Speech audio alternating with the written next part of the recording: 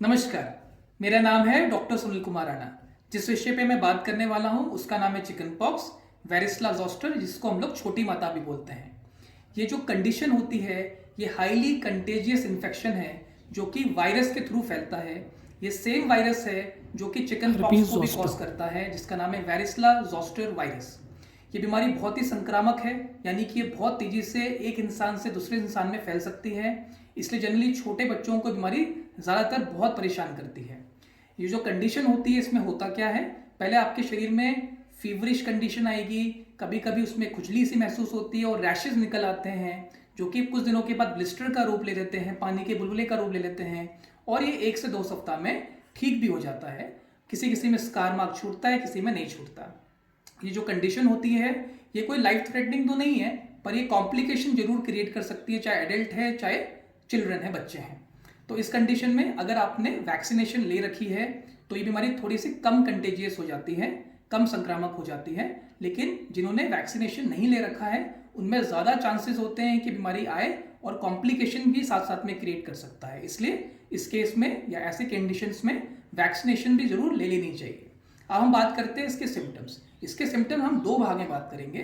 पहले सिम्टम्स वो हैं जब रैश आने से पहले होता है, और कुछ सिम्टम रैश के दौरान या रैश के बाद होते हैं। पहले हम बात करते हैं रैश आने से पहले या शरीर के ऊपर चक्के आने से पहले क्या प्रॉब्लम्स होती हैं। तो पहला तो है फीवर। आपके शरीर में बुखार, आपको ताप महसूस होगा। जनरली बुखार 102 डिग्री फ़ारेनहाइट से ऊपर नहीं जाता है और लगभग 3 से 5 दिन तक आपके शरीर में फीवर रह सकता है। सेकेंड, इस कंडीशन में हेडेक आपको महसूस होगा, आपको सर दर्द महसूस हो सकता है, हाथ पाँव में यानी जोड़ों पे दर्द महसूस हो सकता है। आपको इस कंडीशन में कफ एंड स्नीजिंग, जुखाम जैसे सिम्टम्स, कफ जैसे सिम्टम्स देखने के लिए मिलते हैं। इस कंडीशन में कहीं ना कहीं ऐसा देखने के लिए मिलता है कि आप बहुत लेथार्जिक फील कर रहे हैं, आपका शरीर टूट सा रहा है, बदन टूट सा रहा है, भूख नहीं लगती है। ये सारे सिम्टम्स कहीं ना कहीं चिकन पॉक्स के होते हैं। अब अगला सिम्टम जो है वो रैश के दौरान होता है। आपके शरीर में खुजली वाले रेड रैशेज निकल आते हैं जो कि कुछ दिनों में पानी का बुलबुला सा बन जाता है, वाटर फिल ब्लिस्टर्स का रूप ले लेता है। ये ब्लिस्टर्स लगभग 3 से 4 दिन तक रहते हैं, फिर ये ठीक हो जाते हैं और बाद में स्कैप फॉर्मेशन जम जाता है, मतलब पपड़ी सी जम जाती है, जो 1 सप्ताह में ये भी झड़ के हट जाएगी और जनरली स्कार मार्किंग भी नहीं छूटती है। अच्छा, तो दूसरी चीज़ ये है कि बच्चों में अगर ये हुआ तो क्या कॉम्प्लिकेशंस हो सकते हैं। तो देखिए, अगर आपने सही वक्त पे ट्रीटमेंट नहीं लिया तो ये कहीं ना कहीं बच्चों में बैक्टीरियल इन्फेक्शन कॉज कर सकता है, चमड़े का यानी स्किन का, या सॉफ्ट टिश्यू इन्फेक्शन कॉज कर सकता है। एडल्ट में अगर ये चीज़ होती है तो कॉम्प्लिकेशन के रूप में निमोनिया होने के चांसेस होते हैं। अगर एडल्ट में चिकन पॉक्स होता है तो कहीं ना कहीं ये ज़्यादा सीवियर फॉर्म भी ले सकता है। किसी में तो रैशेज भी नहीं होते हैं, सिर्फ सिम्टम्स आएंगे बहुत माइल्ड से, और किसी में बहुत ज़्यादा सिम्टम्स के साथ साथ रैशेज भी बहुत निकलते हैं और end of the day scar marking शरीर में छूट जाती है। ये जो ये रोग है ये फैलता कैसे है, ये इसका ट्रांसमिशन बहुत तेज़ी से होता है, एयर के थ्रू, स्नीज, कफ के थ्रू, ड्रॉपलेट्स के थ्रू होता है। तो अगर किसी भी इंसान को चिकन पॉक्स है या किसी इंसान को हर्पीज जोस्टर भी हो रखा है और अगर हम उनके कांटेक्ट में आ जाते हैं तो कंडीशन हमारे शरीर में भी लग सकती है। इसमें कुछ रिस्क फैक्टर्स होते हैं कि कौन से इंसान में किस कंडीशन में बीमारी आपको इजीली लग सकती है। अगर आपका अनकंट्रोल्ड डायबिटीज़ है, अगर कोई पेशेंट है जिनको कैंसर हो रखा है, कोई कीमोथेरेपी पे है, किसी को थायराइड का इशू है, किडनी का, हार्ट का, लीवर का डिसऑर्डर है, या किसी को रिमोटॉयड आर्थराइटिस नामक कंडीशन है, उनमें ज़्यादा कंडीशन लगने के चांसेस होते हैं। इम्यूनो कॉम्प्रोमाइज पेशेंट है जिन्होंने कभी वैक्सीनेशन वगैरह नहीं लिया है, या किसी को अगर चिकन पॉक्स पहले नहीं हुआ है तो चांसेस ज़्यादा हैं कि ये आपकी कंडीशन आपके शरीर में आ सकती है। प्रेग्नेंट लेडीज़ को भी कंडीशन होने के चांसेस रहते हैं जिन्होंने कभी वैक्सीनेशन नहीं ली है या जिनको कभी चिकन पॉक्स पहले नहीं हुआ है। अब हम बात करते हैं इसका इलाज क्या है। देखिए, पहले तो कुछ प्रिकॉशंस हैं। अगर आपको चिकन पॉक्स होता है तो खुजलाइए मत।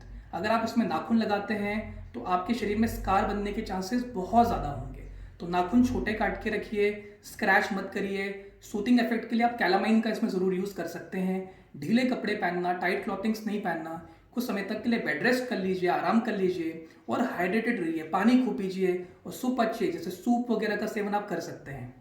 इस केस में हम लोग इसको क्योर तो नहीं कर सकते क्योंकि इसका एग्जैक्ट कोई ट्रीटमेंट नहीं है, क्योंकि ये 1-2 हफ्ते में खुद भी ठीक हो सकता है। बस हम इसमें जो आपको दिक्कतें आ रही हैं, परेशानी हो रही हैं, आपको जो लेथार्जिक फील हो रहा है, जो आपको इसमें कुछ सिम्टम्स आ रहे हैं, उसको हम लोग थोड़ा सा कम कर सकते हैं। जैसे अगर फीवर आ रहा है तो एंटीपायरेटिक्स यानी पैरासीटामोल्स का प्रयोग किया जा सकता है। पेन के लिए भी पैरासीटामोल्स का ही प्रयोग करिए, सबसे सेफ ड्रग कहलाएगी। ब्रूफिन वगैरह का यूज़ मत करिए, वरना ये सोर थ्रोट कॉज कर सकता है, गले में खराश वगैरह कॉज कर सकता है। इसमें हमें पानी काफ़ी पीते रहना चाहिए, कम से कम 3 से 4 लीटर पानी अपने को पीना चाहिए इस केस में। थर्ड चीज़ ध्यान रखिए, खुजलाइए मत। अगर खारिश हो रही है तो इसमें एंटाहिस्टामिन्स का या कुछ ऐसे क्रीम्स का यूज़ कर सकते हैं हम टॉपिकल, जिससे हमें आराम मिल जाए। अगर हम ये सब कुछ बेसिक चीज़ों का ध्यान देंगे तो काफ़ी फ़र्क पड़ेगा। आप इसमें स्पाइसी फूड, मिर्च मसालों का सेवन मत करिए, क्योंकि कंडीशन कभी कभी माउथ में भी होती है। आपको जीभ के ऊपर भी ये फुंसी नुमा दाने दिख जाएंगे, इसलिए आपको थोड़ा सा तीखा खाना नहीं खाना चाहिए। ये जो कंडीशन है आपको किस किस जगह मिलेगी? शुरुआत में ये आपको चेहरे से हो सकता है, ट्रंक रीजन से यानी छाती से, बैक से हो सकता है, स्कैल्प पे महसूस हो सकता है, और वक्त के साथ ये पूरे शरीर में फैल जाता है।